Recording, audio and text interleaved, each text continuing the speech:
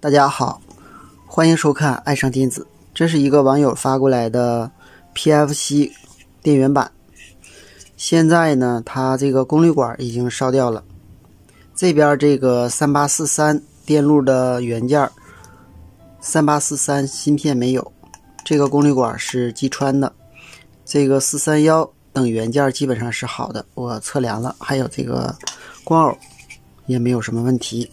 下面我们测量一下它的功率管，我们看它的漏极到原极是击穿的。那么这样呢，我们把功率管换掉。另外这个原极的电阻也是烧掉的，因为正常它是小阻值的。这个原极到三角应该也有电阻。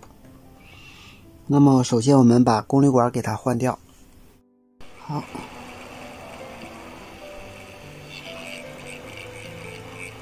功率管焊下来了，我们给它换一个新的。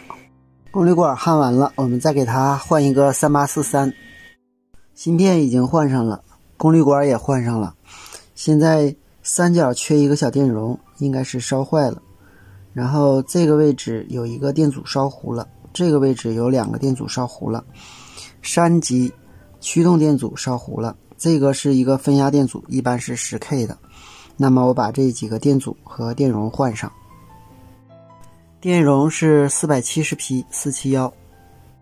好，换了功率管、芯片，还有原极的2个10欧电阻，山极的一个47欧的电阻，还有七角连接了一条过桥线。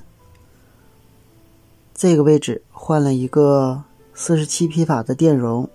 现在输出正常了，我们测量一下输出端 12.46 伏。它这个位置还输出一路电压 13.74 伏。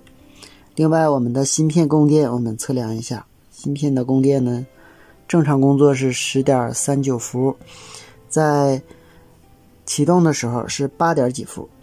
好，下面我们测量一下3843各引脚的电压。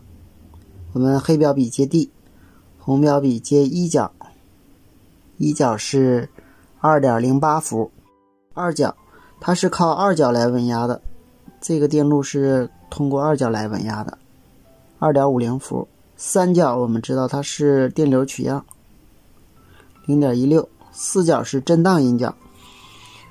我们测量一下四角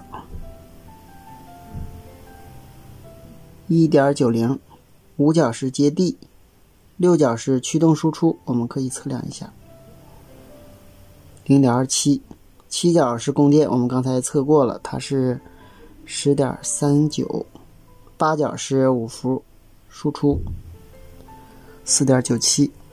我们再看一下山极驱动的波形，非常的窄，因为它输出的电流也不是很大，所以它的占空比还是很窄的。好，今天咱们就到这里，谢谢大家，再见。